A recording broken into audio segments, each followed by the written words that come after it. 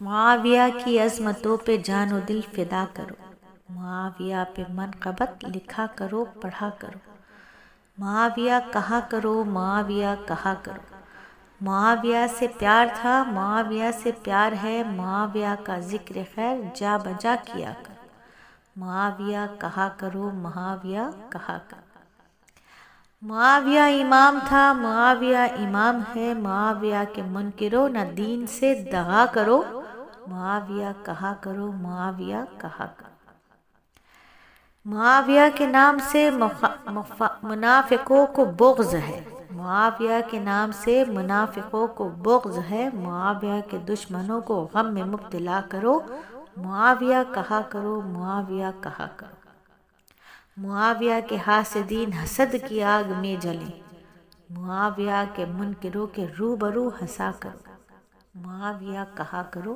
معاویہ کہا کرو۔ 22 رجب 60 ہجری میں حضرت معاویہ رضی اللہ تعالیٰ عنہ کی وفات کا المناک حادثہ پیش آیا۔ المناک سانحہ تھا یہ پوری امت کے لیے۔ امت مسلمہ ایک بار پھر اجتماعیت سے محروم ہو گئی، اور مناسب معلوم ہوتا ہے کہ 22 رجب کی مناسبت سے حضرت معاویہ رضی اللہ تعالیٰ عنہ کا روح پرور اور جافزہ تذکرہ کیا جائے، بالکل کیا جائے کہ صحابہ کی محبت ہر دل میں جاگزی ہو۔ حضرت امیر معاویہ رضی اللہ تعالیٰ عنہ سے کنڈوں کی رسم کے پردے میں چھپی عداوت کو باشگاف کیا جائے، بتایا جائے ہر ایک کو کہ یہ جو کنڈوں کی رسم ہے یہ معاویہ رضی اللہ تعالیٰ عنہ کی وفات کی خوشی میں ایجاد ہوئی تھی، ان کے دشمنوں نے ایجاد کی تھی۔ حضرت معاویہ رضی اللہ تعالیٰ عنہ بنو امیہ سے تھے، جو نسبی منصبی حیثیت سے بنو ہاشم کے بعد سب سے زیادہ معزز قبیلہ سمجھا جاتا تھا۔ بچپن سے ہی سعادت مندی، اقبال بلندی کے آثار نمایاں تھے۔ ایک قیافہ شناس نے آپ کو دیکھ کر کہا تھا، میرا خیال ہے یہ اپنی قوم کا سردار بنے گا۔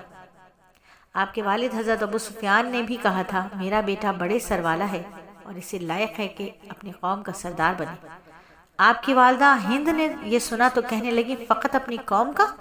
میں اس کو روں اگر یہ پورے عالم عرب کی قیادت نہ کرے۔ ان کے قبول اسلام کی بات کریں تو اسلام کی حقانیت ابتدا ہی سے حضرت معاویہ کے دل میں گھر کر چکی تھی، مگر بعض مجبوریوں کی بنا پر اسلام کا اظہار نہ کیا۔ خود فرماتے ہیں، میں عمرۃ القضاء سے پہلے ہی اسلام لے آیا تھا، مگر مدینے جانے سے ڈرتا تھا، کیونکہ میری والدہ کہا کرتی تھی، اگر تم گئے تو ہم ضروری اخراجات زندگی دینا بند کر دیں گے۔ اسی عذر اور مجبوریوں کی بنا پر آپ نے اپنے اسلام کا اظہار نہ کیا۔ یہی وجہ ہے کہ اس عرصے میں ہونے والے غزوات یعنی بدر، احد، خندق اور حدیبیہ میں آپ کفار کی جانب سے شریک نہ ہوئے، جبکہ آپ جوان بھی تھے۔ آپ کے والد ابو سفیان سالار کی حیثیت سے شریک ہوئے۔ ظاہر ہے آپ اپنے والد کے ہمراہ فتح مکہ کے موقع پر اسلام لائے اور خداداد صلاحیتوں کی وجہ سے بہت جلد ممتاز صحابہ کے صف میں شامل ہو گئے۔ خوف خدا اتنا، عشق محبت بے تحاشا، تسلیم و انقطاع، صبر و رضا کے سبب اس مقدس جماعت کے رکن بن گئے آپ، جن کو کاتبین وحی معظم نام سے یاد کیا جاتا ہے۔ حضور صلی اللہ علیہ وآلہ وسلم پر جو وحی نازل ہوتی یا جو خطوط و فرامین آپ کے دربار اقدس سے جاری ہوتے، حضرت معاویہ ان کو تحریر کرتے تھے۔ نبی پاک صلی اللہ علیہ وآلہ وسلم کے کاتبین میں سب سے زیادہ حضرت زید بن ثابت رضی اللہ تعالیٰ عنہ آپ کی خدمت میں حاضر رہے، اور اس کے بعد دوسرا درجہ حضرت معاویہ رضی اللہ تعالیٰ عنہ کا ہے۔ دونوں حضرات دن رات آپ کے ساتھ لگے رہتے اور اس کے سوا کوئی کام نہ کرتے۔